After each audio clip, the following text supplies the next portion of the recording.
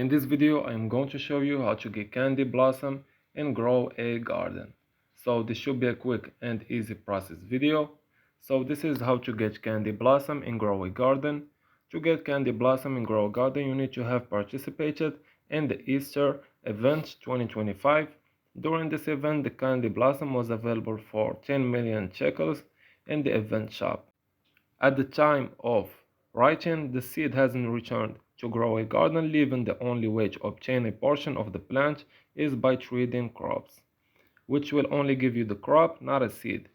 If you do get your hands on it, remember the candy blossom is a multiple harvest plant, which means you get crops continuously from a single plant once in your garden.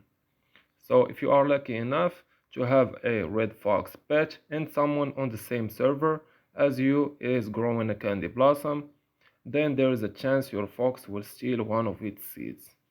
So this was an easy and quick process video. As always, thank you for watching.